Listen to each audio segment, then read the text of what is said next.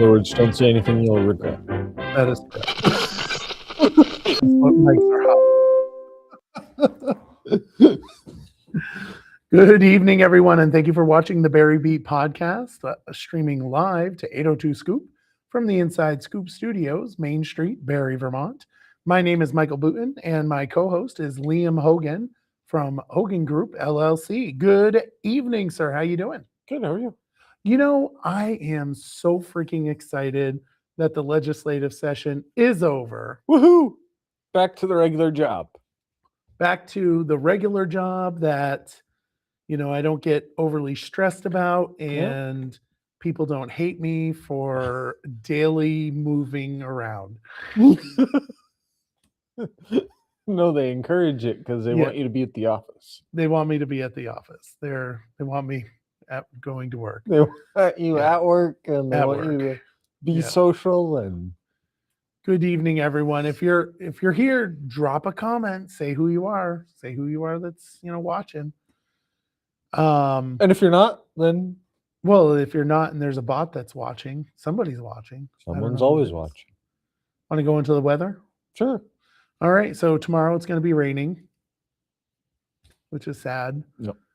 And that's going to be a high of 64 degrees. And then Tuesday, it's going to be a high of 70 degrees and partly cloudy. I'm not sure if that's trike weather, but even if it is, my trike is in the shop again. Oh, geez. Yeah, not happy about that. Then Wednesday, sunny with a high of 79 degrees. And then Thursday, partly cloudy again, high of 84 degrees. So it's going to be a steamer. And then Friday is going to be 80 degrees, partly cloudy. And then Saturday, we get to enjoy Vermont weather again with rain, 74 degrees on Saturday. And Sunday is 64 degrees with rain. It's just Brian Massey. Why aren't you here, Brian? Yeah, Why Brian. aren't you here? Why didn't you come over? Yeah. Do you want to join us? Do you want to join us right now? Because I can make it happen. You could call in, Brian. Yeah. Do you want to? We can have you on, Brian. We can make it happen. Just saying. He's clicked out of the show now. He's gone now. He's like, see you guys later. You know what? I'm going to pass. Thanks. I'm going to pass. Anyway, so you got any plans for this weekend? Nope. Took the pup for a walk today. And then going back to work tomorrow. Yeah, me too. My pup's here. I brought my pup with me. Yeah. And Brian, I just sent you a link if you do have the chutzpah to join us.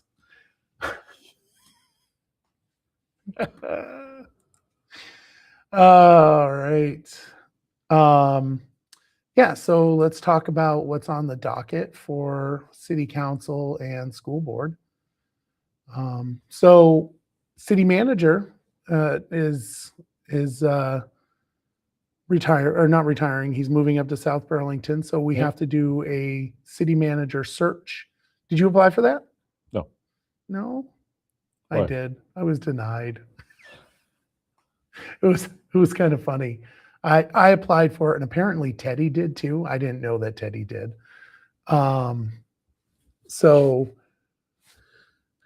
So there's going to be a committee set up. It's got currently, I think it's got Brian Baker, Amanda Gustin, Don Ruthier,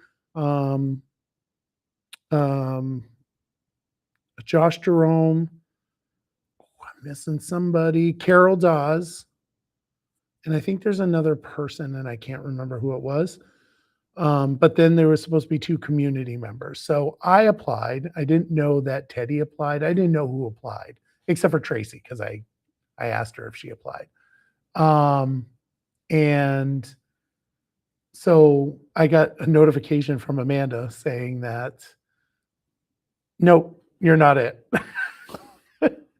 And Teddy came over and he's like, yeah, I applied too. And I'm like, oh, that makes sense. No wonder why I was denied. Right. Makes perfect sense. You would, because if you approved me and didn't approve Teddy, Right. that would be kind of weird. And if you approved Teddy, then you didn't approve me. That would be kind of weird. Yeah. So So what they did do is they approved Tracy, which 100% should be on that pick, right? She's the partnership. She's Yep. the executive director of the partnership, and she worked closely with the city. And so that's Tracy Lewis. She's going to be the community member, and Renita Marshall is also going to be a community member for that committee. So congratulations.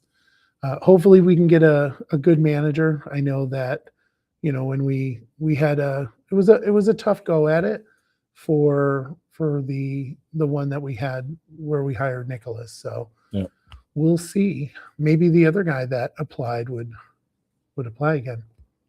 Who was the other guy? Matt Selby. I'm actually hoping for somebody in the state. I think we need somebody that Local. Yeah, I think we need somebody local. Yep. So Amy says, hello, I hope Thursday night it does not rain. I'm going to be at Thunder Road International Speed Bowl, and I'm going to watch my neighbor race. I didn't know that. So let's see here. Did we say it's going to rain? Is it going to rain? I mean, I'm not going to lie. It says it's going to be partly cloudy and high of 84 degrees. And that's the forecast. So you know how it is with forecasts. I think they just like throw darts at the wall to see whether or not what the weather's going to be. What's it going to be like? Yep. But it looks good, Amy. So you should be good. Hopefully. We should get an 802 scoop car. You can talk to Raylene about that. And I don't think I put it in here, but last year or yesterday, yep, WCAX did a special where this day in history, and it was Phil Scott winning the race, and I can't remember what it was, but it was Phil Scott winning the race, and this day in history. If you give me a minute, can you fill in the gaps while I talk? while I look? No, I'm just saying. Say some stuff. This day in history, Phil Scott wins. Yeah. So in his 14th stock car, Scott won the Memorial Day Classic on May 30th, 1999. It was one of his 31 late model wins at Thunder Road, where he is the all-time leader in victories. Go Phil Scott. Go Phil Scott. I love that. Yeah. And then we told him he no longer can race because he's governor. Right. I mean, it's not, we definitely shut him down when he first came on as governor, but now that John Rogers is there to back him up, we're willing to take the risk, but we prefer not to because we love Phil Scott. Well, I love Phil Scott. I'm a shill for him, I guess. No comments? Nope. So anyway, there's the manager search committee, which will be discussed, and the two individuals will be appointed on Tuesday night. Janet Shatney will be designated as the municipal authorized official so that she can work with the grants. Then there's going to be a $44,000 contract to Alliance for replacing rooftops at the public safety building. Then the auditorium project. You've been up to the auditorium, right? Many times. Many times. Lots of basketball games in there. There is a lot of basketball games in there. Won't you like it when it's air conditioned? Yes. Because I think that's part of the Civic Center upgrades. That'll be amazing. Yes. So staff is requesting to use the fund balance and the Civic Center improvement funds because construction estimates came in just a little bit higher than the grant funding. So a couple of years ago, BADC, under Cody's leadership, he was able to secure a huge grant via Bernie Sanders, Wow. which was super awesome. And with those grant funds, the odd project is nearly $4 million in grant funding. The full renovation estimate came in about $983,000 over budget. To close the gap, the city proposed cutting $767,000 in work by removing locker room and loading dock renovations. And that leaves about $215,000 shortfall. So they're going to take $135,000 from the Civic Center Improvement Fund and $80,000 from the fund balance. So then they'll be able to get that moving, which focuses on lighting, electrical upgrades. I hope that the lights that they change go away from that very scary switch in the back. Have you ever flicked that switch? No. Oh my goodness, it's freaking terrifying. It's like super terrifying. It feels like you're going to get shocked. It's that scary. Wow. Yeah. It's super loud and everything. I feel like there's probably a couple of rooms in that place that are pretty scary. Yeah. Yeah. Yeah. The bathrooms mainly, you don't want to go in there. They're definitely scary. I feel like there's the remaining work focuses on like I said, the lighting, HVAC modernization, and some ADA updates. there you go. So that'll be great. Tess Taylor and Reverend Earl Cooper Camp. Do you know who Cooper Camp is? He's reverend. Well, I know he's a reverend, but what church is he? Let's see. I think that's Northfield. Oh, no, it's the Good Shepherd Episcopal Church in Barre. So they're going to be giving an update on the winter warming shelter and the overnight shelter, which was open more than twice as often as last winter. Wow.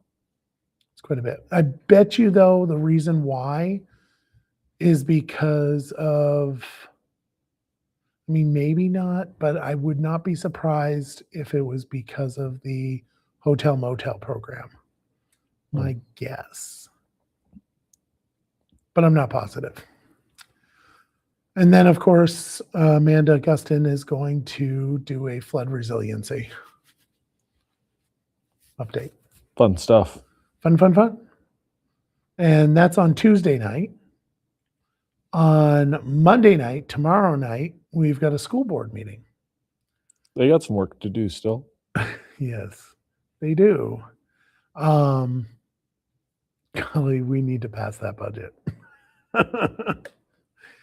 Yeah, we need to pass that budget, people. But I say that, right? Yep. But I know what happened last week. Uh-oh. It was the assessments. Did you see some of those assessments? I saw some of the Facebook posts about those assessments. I bet you did. And I'm laughing only because it's not funny. Right. I mean, our house went up 150%. Holy moly. Yeah. So, and I know that means that we have been under assessed for quite some time. Yeah. But a huge increase like that in 1 year is pretty tough. It will equal probably about $1,000 increase. That's going to hurt. Yep. And the frustrating part of that is that that's just the education portion. And I don't know what will happen with the municipal, but that's just the education portion. It's a little frightening. Most people that went up around 40% won't see an increase in ed expenses. But if you were over 40%, you will see an increase in your amount. I think So if you drop your address or your name, I could probably look it up, or you could just message me and I could look it up for you. It is on the Barre City website,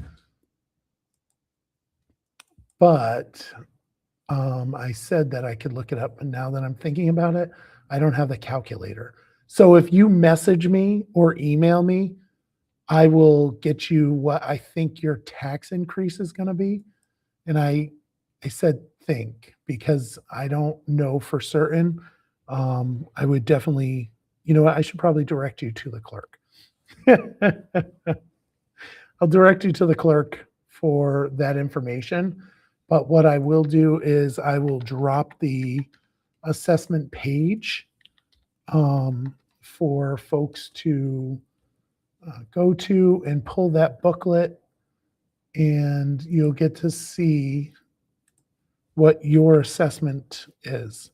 It's the average assessment increase was about 75 to 80%. Wow. Yeah. So everybody's taxes are going to go up. It goes to show you our education funding needs to be fixed. Mm-hmm. Of course, it's not going to be. We didn't fix it? No, No. we didn't fix it. That's disappointing. It is very disappointing. It's not surprising, but it's very disappointing. Yeah. Kathy Silk lives right next to me, and she's correct. Most of our street went up 75 to 50%. It was pretty tough. Like I said, our assessment, Kathy, we went up 150%. Again, it means that we were underappraised, right? We were underassessed, but to have that bump in 1 year is pretty tough. It's pretty tough. So, all right. Moving on to the school board. So they're going to be going over their continuous improvement plan, portrait of a learner / graduate process. They will discuss the budget revote. So this is an opportunity for folks to go in, and they should let their feelings be known. You know, I have repeatedly said, right, that we're not going to be able to get to a 0% increase. Not the budget itself, but a tax increase. That's just not going to happen. So for folks that voted no, what budget amount I'm sure it would help the school board to know what budget amount would get you to support the budget. And I think that's a really important issue that you want fixed in order for the school to, pass a budget, or for you to support the budget. And that's a tough question to ask. Yeah. And especially with a lot of people's frustrations of our enrollment's down, but our costs are up. Doesn't make a whole lot of sense. It doesn't until you look at the state level. I think the state has applied a lot of unfunded liabilities, which I don't think people realize. Yeah. So Bert says hello. What's up, Bert? Bert. Bert the jerk. No, I'm just kidding. So then we've got so go there to the budget revote conversation. Yep. And email your school board and let them know what your thoughts are. We should all go there. Yeah, I'm not. I'm not gonna go. I got something I'm doing. And they don't want to hear my voice anyway. Although I gotta call them because I gotta call someone on there because I really want to work on getting the budget passed this next time. That I hope they don't do any of the shenanigans that they did. Yeah. Because that'll just piss Barrytown off. Straight up. People just vote no. Just people. Well, no, I think that's what happened. you do. You know, you come out of the gate, and the first thing you do is let's do mail-in ballots. Well, you can't do that first off, right? And Barrytown isn't like super on board for mail-in ballots. I like them. I like mail-in ballots. I think there's like some sketchy feelings towards it, right? Like I think we would be better served to be far more judicious on our voter checklist. We would be far better to do that and then do universal mail-in ballots. Right. But we're not. We're kind of sloppy with our checklist. And that to me is a problem. Yeah. Like that's the problem for me. I think that mail-in ballots are great, except for the fact that our checklists are sloppy. Do you know what checklists are? I'm like voter checklists. Yeah. And that's the problem. Like people don't live in houses, right? It takes like I think it takes almost 8 years to get somebody off a checklist. Wow. Yeah, that's not okay. Especially in the state of Vermont, when you can get registered to vote on the same day. Right. We should have like super clean checklists. So I would I would still be on the checklist in Chelsea. No. Because I left 5 years ago. No. If you voted in Barrytown, then you are removed from the Chelsea checklist. Immediately. But if let's say you moved to Barre City, you never voted, you would still be on the Chelsea checklist. Huh. That's dumb. To me, I think that's not okay. And that's where the problem, like people get a little like about the mail-in ballots because of things like that. Because 5 ballots will go to a house for like 10 different people. Yeah. Do you like those numbers? No. Yeah. I think that's where people are frustrated with the mail-in ballots, but that might be my opinion. And Tim says it works well with the Dems. It can work for the Republicans if we like tried to capitalize on that, right? Like if we this year for my election, I mean, I should be getting every single one of my supporters to mail in their ballots so that on the very first day of voting, I know that I have 1,000 votes in there just waiting to be counted. There you go. You heard him. Yeah. Mail in your ballots. Booting for Barry. That's what I'm telling everybody. I'm telling all my supporters, mail your ballots in, get them in there, check to make sure that they're there. Yep. You know, because after you mail it, I would give it like a week and a half and then call the clerk's office or check on the website whether or not your ballot's been received. So there you go. That's my opinion. And then they're going to adopt the student cell phone policy, which basically restricts cell phones from school, which I'm super excited about. I don't think kids should have cell phones anyway, but which makes me a bad person, I'm sure. But I think it's unhealthy for kids with cell phones in schools, especially in schools. And so that law passed, and it's required to have a no cell phone in schools policy. At all. Did you have a cell phone growing up? Yeah, but it was nothing like this. I had the old track phone. Did you have a Nokia? No, it was a track phone about this big. It had all the numbers on it, and that was the only thing you could do. Yeah. It's funny. I got a new phone this last week, and open it up. I'm super excited. Put it all together, get all my stuff on it. Sure as shit, it's just a phone. What'd you think it was going to be? I don't know, but sure. Did you think it was going to be some magic tool? No, I just super excited for it. Yeah, it does the same thing my old one did. Calls people. What were you thinking? I don't know. It's new. I like new shit. Yeah. Yeah. Yeah. When's the last time do you got a too. new phone? It's probably faster. Probably. It's the iPhone 17 Pro Max.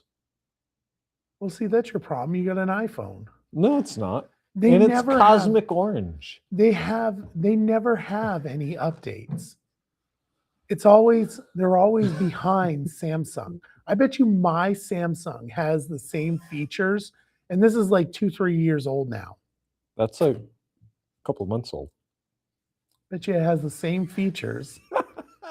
The Samsung had wireless charging before Apple could think about it. That is true. No, I agree with cell phones in schools. Thanks, Brian. You agree with no cell phones? What did Brian say? Brian said, "Got to jump off, guys."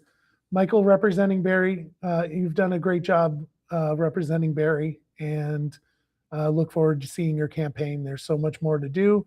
Far from over. Holy moly! And so he didn't want to come on the show. Help any way you can, because that's what good neighbors do. Keep up the good work. Doesn't he live in Northfield? He does. Well, he's a neighbor. 802 Scoop agreed. So Raylene must be watching. Uh-oh. And Timothy Bolton said, "You're probably right." I think that was for something else, though. No, but I'll take the cell phones in schools. It's good, but I've been in Barrytown for at least 2 lockdowns, and it's been really helpful for my siblings to have a phone. So So that part, I think. Did they call you out during the lockdown? No, but I remember my younger sister was at least able to send a text, I'm okay. Something like that.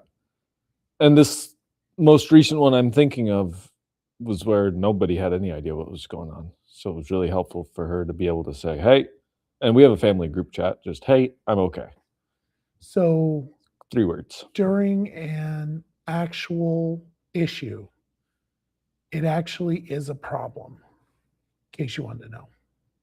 The SRO Association, the School Resource Officers Association, they are very much for no cell phones in schools because it clogs up the lines, right? Right. And it also allows for misinformation to get out. Right. And also on top of that, if somebody's using their cell phone during an event that's not good, it puts them at risk. But I understand what you're saying with, I'm okay. But you could still do that afterwards. You're Right. just not allowed to have them on during the school day. Yeah. And in those particular cases, after things have all cleared out, I am sure that no one's going to think twice about, yeah. And Raylene says, "That's what keeps me on the fence about this issue."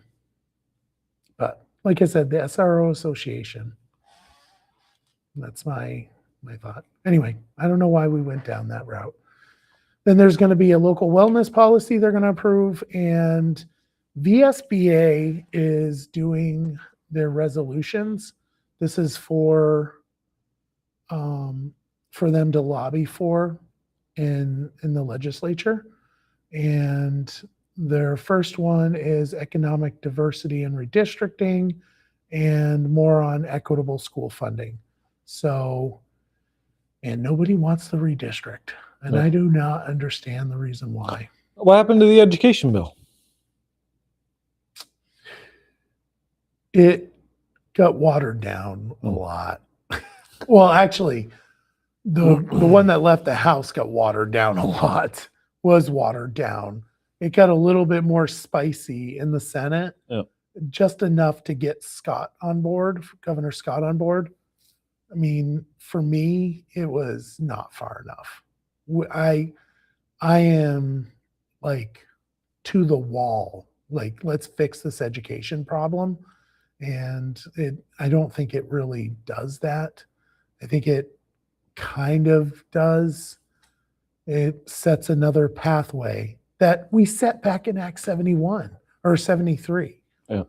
And, we set a very good timeline, a good setup. And then the legislature backed off. So don't expect a big tax reprieve for education. It's not happening anytime soon. Yeah. We did do a full buy down, which was good. It went from, I think, 12% down to a 3% average increase. Each municipality will get a different amount. Yeah. But that's what happened there. And yeah, we needed districts, man. We needed districts. Yeah. Should have done something else, but it is what it is. Next year, Maybe. hopefully. See.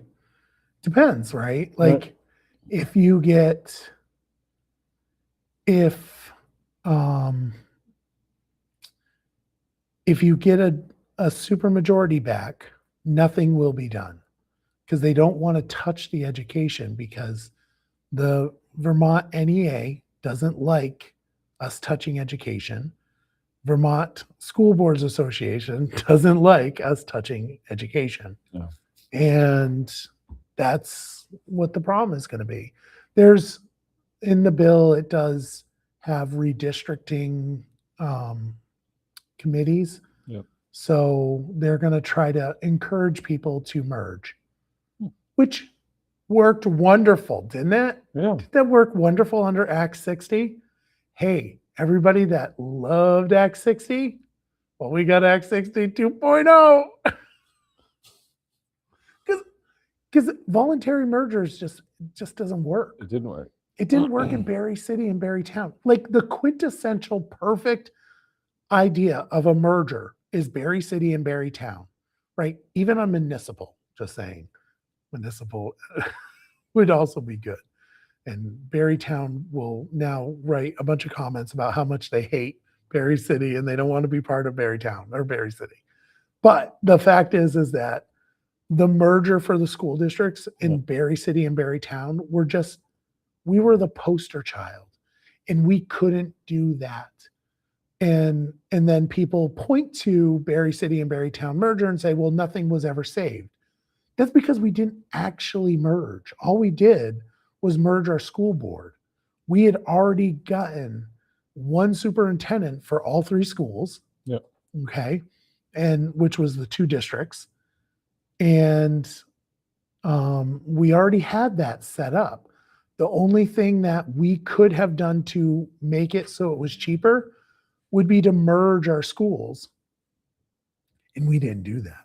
Right. We didn't want to merge our schools. It was put into the Articles of Agreement not to merge the schools. Yeah. So yeah, the savings are in the merging. And that gets rid of a bunch of admin, and nobody likes the admin. And I apologize to the admin, but nobody likes the admin. They want them gone. How you do that is you merge, and that's how you get rid of them. Because you don't need multiple business managers in a district. You just need one. Same thing with a superintendent. You only need one. But anyway, with that little rant over, there's no July meeting, and the next regular meeting for the school board will be in August. So my guess is they are not going to revote the budget until September, which is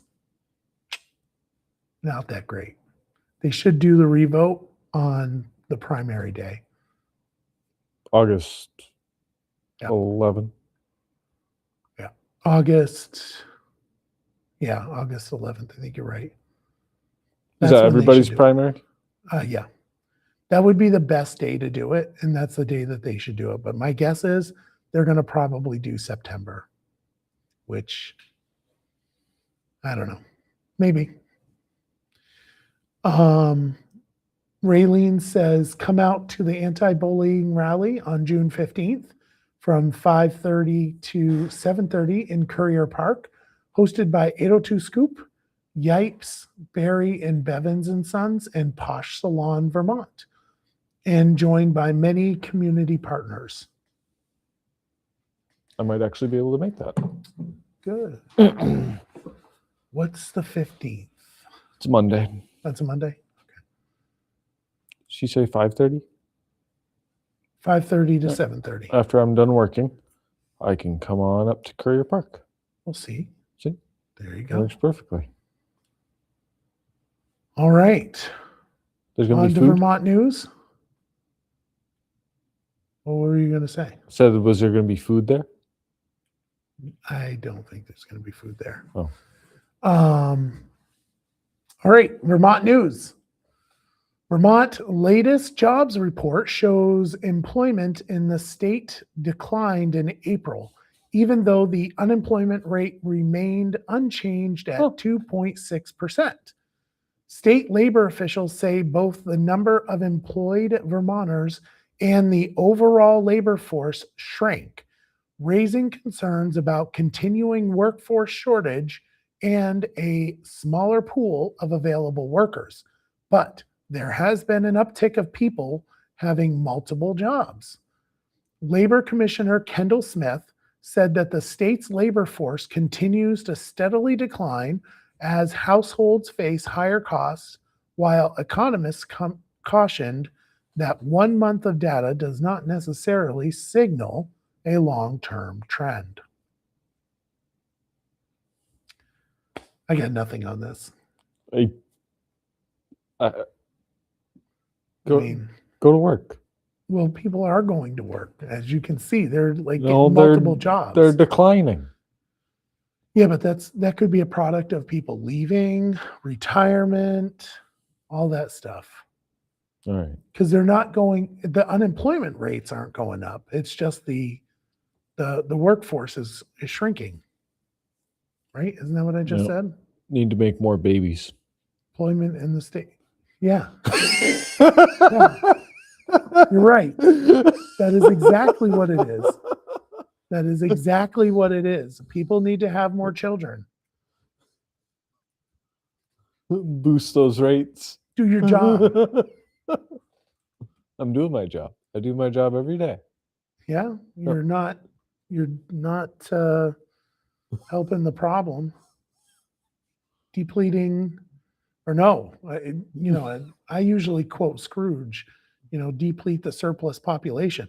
We are depleting the surplus population. We need to undeplete the surplus population. We need to increase the surplus population.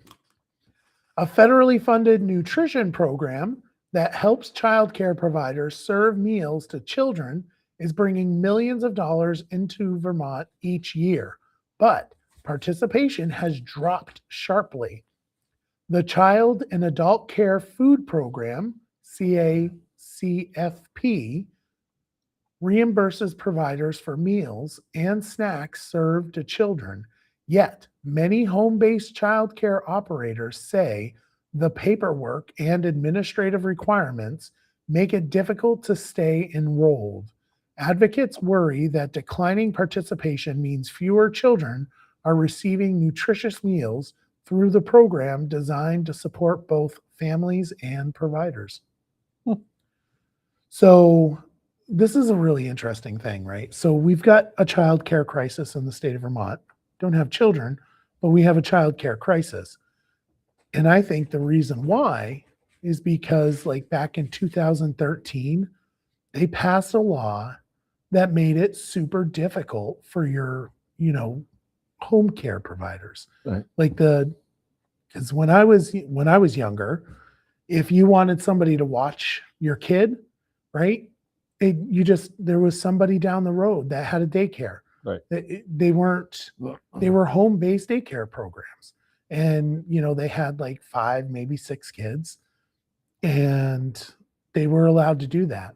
But the state started regulating that immensely, which Right. caused them to get out of the business. There was a huge write-up over it in 2018 where there was a stark drop in home-based health childcare. Yeah. And then we talk about, it's super expensive for childcare. Well, no, Sherlock. A You lot take of away the competition, them. and then you end up with the bigger ones, right, that are more expensive. Yeah. And how does the legislature deal with that? Pass a tax so that we can subsidize childcare Yeah. instead of like doing what we should do, which is deregulate and allow, the neighborhood home-based childcare facilities. Yeah. So, based on the information I got in 2016, there were 688 home-based childcare facilities, and now there's 171. Wow. Yeah. So In the entire state. that's what I saw. Wow. Yeah, that's a huge problem. Yeah. That's a huge I wonder problem. what it was pre that bill. Well, in 2016, it was 688. Well, that's a pretty big number. That's a much bigger number. I'm sure it was. So if that was 2016 and 2018, they did an article on it saying that people are getting out of the business. So my guess is it was probably higher before that bill. Before that bill in 2013. Yeah. In order to bypass all those regulations, you can only have 2 families. So people that are smaller are not getting a lot of money from, 2 families. Yeah. It's just really unfortunate. We make these decisions that have great impacts. I probably would have voted no on that bill. But anyway, whatever. No one's having kids, so it doesn't matter. This is true, but it's still expensive for childcare. Yeah. And there's not a lot of slots open. Is there any parents online that have struggled to get childcare? Drop it in the comments and let me know if you do have children, have you been able to tap into that fund that we're all paying out of the payroll tax? Oh, is that the Yes. VTCCC? The VT. It's a payroll tax. Yeah. It's But it's kind of irritating because I don't have children. Right. But it's named weird. It's the VT. I can Yeah. look at my pay stub and I'd know it right. Yeah. Right there. It's like a Right. 0.44%. They take like something that. $1.40 or something. Yeah. Excuse me. All right. 2 top Vermont legislative leadership seats are opening up, with both the House Speaker and the Senate President pro tem not seeking re-election.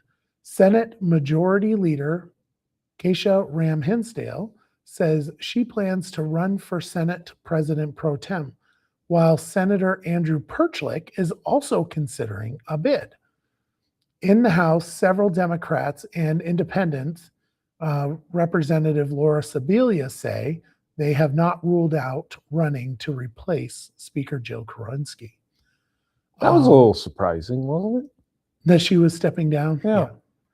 It's actually really sad. So for the last 2 years, obviously she's been the speaker for the last 2 years. Yeah. And I think she's been the speaker for like 4 to 6 years. Yeah. I might be wrong on that. But the last 2 years, she has been like super nice to me. That's good. And I am in the opposition party. Yep. I'm a freshman, and she has spent a lot of time with me. And I am extremely thankful. When I heard that news, I started crying. She has been very nice to me, and she doesn't have to be. I mean, Right. she's in the majority party. And again, freshman, representative, who the heck is Michael? Right. Except for I was a pain to her, I know. But I've had multiple meetings with her. Not like multiple meetings, Michael, you're being a pain, but her trying to help me get my legislation across. Yeah. And yeah, she is a very kind person. I think she is. I haven't seen her evil side if she has one, so it's very sad to see her go. Bit of a randomness to it, because as far as I knew, she was going to run again, and then all of a sudden, Yeah, she announced. Well, she clearly knew in advance because they found somebody to run in her place. Yeah. But that being said, she announced on, was it Thursday or was it Friday? There was a caucus meeting, which was an unplanned caucus meeting. And I'm like, something's going on. Yeah. So I go downstairs. I'm not a Dem, so I'm like, Yeah. Can't peek your head in the door. oh no, I can. It's an open caucus. So I went downstairs and I was listening in on their little meeting, and then she came up and she announced, and it was it's kind of sad. So there's Laura Sibilia, an independent, then Lori Houghton, she's the majority leader. She's planning, or she's thinking about it. And then so is an Emily Kornheiser, who is the chair of Ways and Means, and Charlie Kimball, who is on Ways and Means as well. Of those 4 people, 4 people, Patty McCoy. No, I would much rather Patty McCoy. She's the minority leader, but she won't get it. I wouldn't have a problem with Charlie. Charlie's a good guy. He's a very nice guy. I appreciate him. I like him. I actually have a picture that I'm wearing his glasses because he has like circular, bright blue glasses. I love them. Just love them.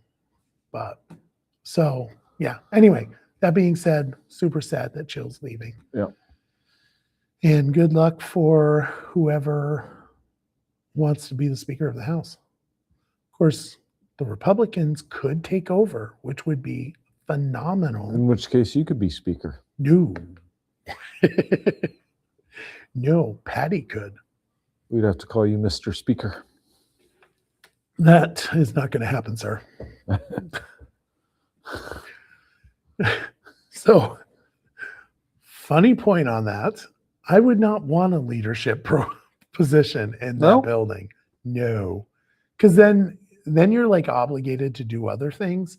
I would rather be friends with the people in the leadership. Because then things can get done without you having to, you can go behind the scenes and do a bunch of stuff. Right. And I've had a pretty good time doing that so far. It's unfortunate that it's only a 2-year stint, because I think that next year, so last year was awful. Yeah. Absolutely awful. This year, I had the relationships and I built upon them. And I think next year, I might be able to move legislation on a little bit better. Now that I know the system, there's a huge learning curve, 100%.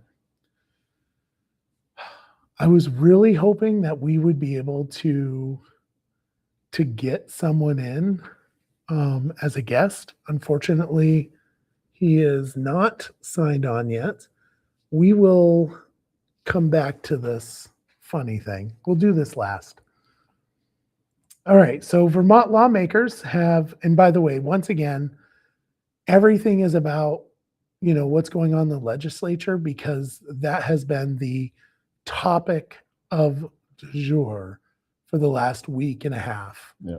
And there's nothing I can do about it. I went to Vermont Digger and I went to all the news places to find the information. And they just, everything was legislative centered. So I apologize. It's good to know stuff anyway. Yeah. Oh, this one though. Vermont lawmakers have reached a compromise on the state budget, clearing the way for a major spending package that includes funding for a new University of Vermont athletic complex. Nice. The agreement resolves weeks of negotiations between House and Senate budget writers and sets final spending priorities as the legislative session winds down.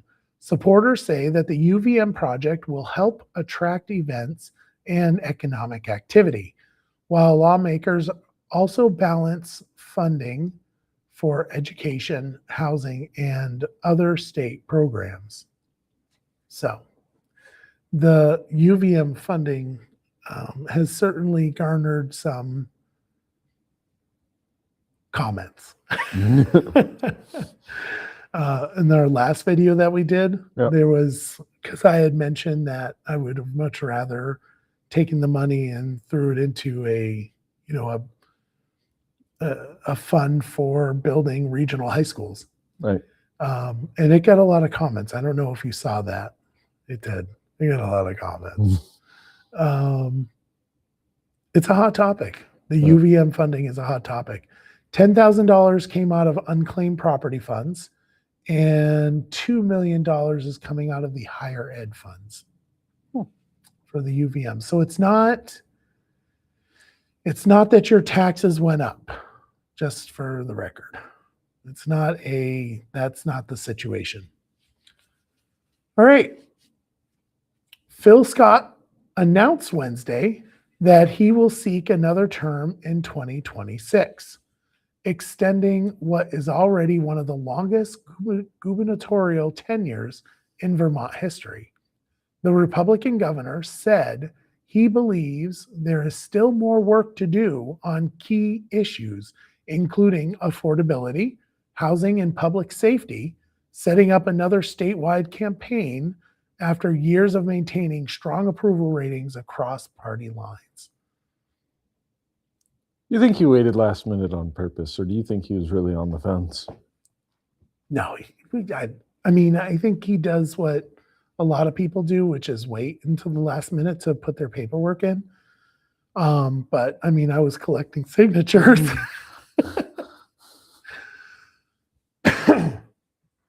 I was collecting signatures, like a month ago. Right. I remember you brought that clipboard in. Yeah. I signed it. So It was funny. I was down at Gusto's, and the Vermont State Employees Association, the union, yeah. the union, one of the people in the union saw my petition sitting on the table, and did I tell you this?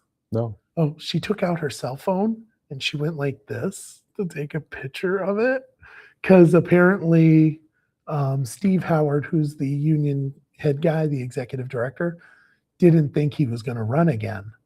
And she took the picture, and I'm like looking at her, and I'm like, what's happening? Do you want a better picture? Right. I'll hold it up for you.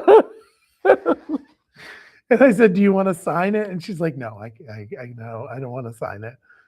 And she sent the picture to Steve Howard and let him know that it looks like he's running again. It was kind of funny. Kind of funny.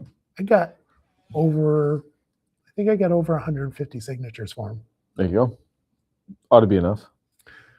Well, he needed 500, but I got 150. I got the most. Can't be hard though.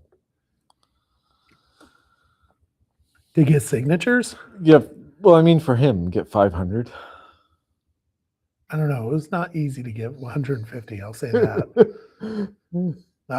I'm very happy that he's running. Phil Scott is a great guy. Yeah. And I think he's a great governor. And he's not a crazy left, not a crazy right. He's right in the middle. Yeah, he holds a And- good middle. Correct. Yep. And, you know, I do fear the potential of people swinging back on putting him in there again because they like him, putting him in there, and then putting a legislature that will override his vetoes. Right. And yeah, that's not good, because you look at some of the vetoes that they overrid, Act 181, Yeah. Clean Heat Standard, you know, those are things that affect people, and we'll see. Hopefully that doesn't happen again. Yeah. All right. So we already discussed that, so I don't know why that's there twice. A bill partially rolling back Vermont's Start on over again. A bill partially rolling back Vermont's controversial land use reform law, Act 181, is headed to Governor Phil Scott's office after passing the Senate 28-2. The legislation, S325, repeals some of the law's strongest environmental protection measures, marking a significant victory for a growing coalition of rural landowners who argued the rules threatened private property rights. Governor Phil Scott has long criticized those provisions, but he also warned lawmakers that housing reform would remain a top priority. So everyone's aware of Act 181. Specifically the road rule, you know, which was a huge impediment for folks, because when you're out in rural Vermont, 800 feet isn't all that far, Right. you know, and then to be subject to Act 250, yuck. And then of course Tier 3, which, you know, peppered everybody's property, and nobody wanted you to mess with their property. Yeah. Yeah. It's good that those are being repealed. Yep. And I think the Clean Heat Standard was not moved over. I don't believe it was moved over. The two people that voted no were this is in the Senate, Senator Martine LaRoque Galick and Tanya Verkowski. Want to guess where they're from? Chittenden. Ding, ding, ding, ding. Wait, get it.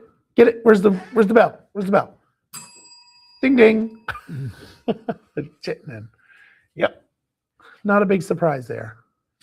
You want to know who does not experience any of the adverse effects of Act 181? Chittenden. Very good. Do you know who makes up almost a third of the House? Rural Vermonters. No, a third of the House for legislators? Chittenden County. Chittenden.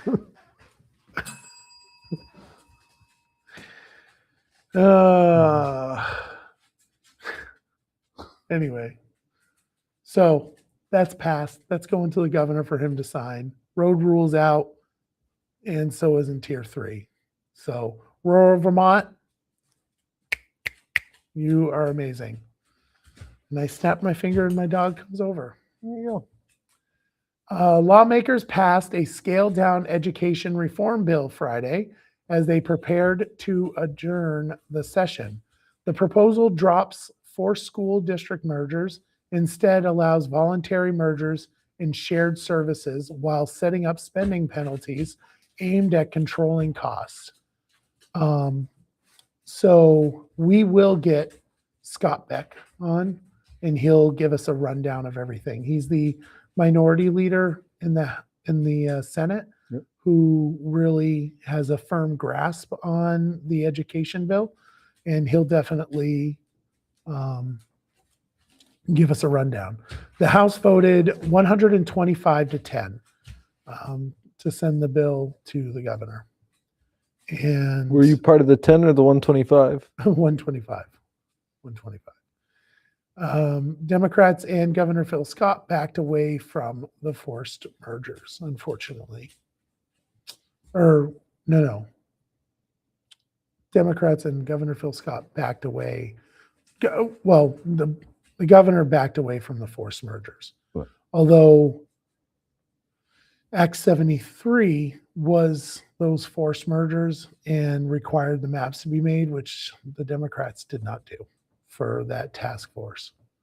Because the people that don't want the mergers are going to be the ones that are complaining. Yeah. The people that want the mergers are not going to say anything. Yeah.